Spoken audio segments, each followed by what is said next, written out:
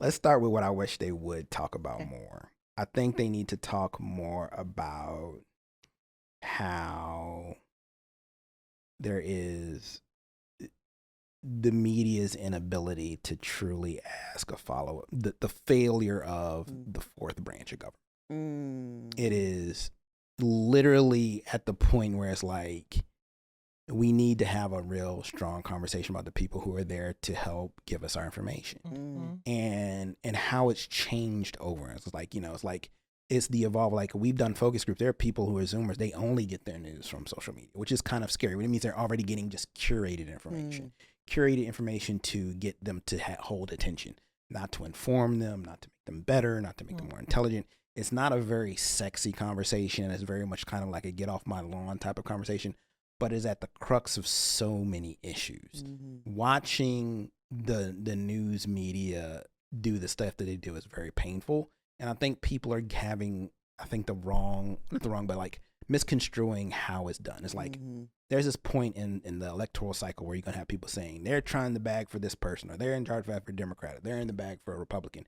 And what you have to understand, the media is there for the horse race.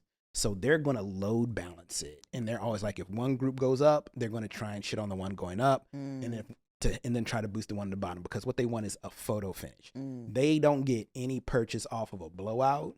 They want it to be close. And that's problematic to me when it gets to the point where you guys are overindulging on the crazy shit. I watched that Trump question on childcare that happened recently. He had an economic forum. It was the craziest shit I've ever seen in my life. The AP news from Reuters was like, Trump says tariffs could help with childcare. And I'm like, that's not. No, it's like you bent backwards so far to kind of obfuscate how crazy that shit was, to the point where I'm like, you're in the bag for that person. And I'm not the person that throws that in like, oh, you guys in the tank. It's like, you tried to be so impartial. You worked so hard not to tell people the truth on what happened, to the point where you look like you're working for that dude. Right. You know what I'm saying? It's like, you can, like, look, if they made like a quip or they stuttered or some shit, you can, like, you ain't got to say that stuff, yeah, whatever. Or they made like a foible or a hot mic, or they might have said something and pronounced it incorrectly. You don't have to get into that. But to watch like a good 3 minutes of just straight gibberish of like, repeating themselves and sounding absolutely batshit crazy. And you're like, you know what? He said tariffs and shit and childcare. I'm like, what the fuck? It's not even close to what happened there. And then, similarly, you have the Pavlovian words that they give to get a rise out of people. You want to get a rise out of black people and voters, you say voter suppression. You can say like, take away their vote, da-da-da-da.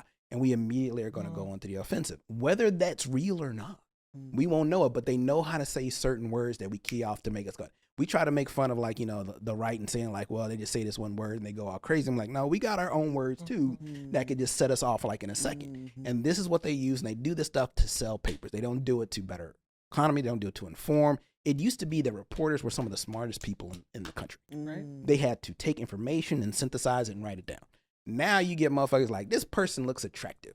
That's literally the bar. You know what I'm saying? And they can actually read words.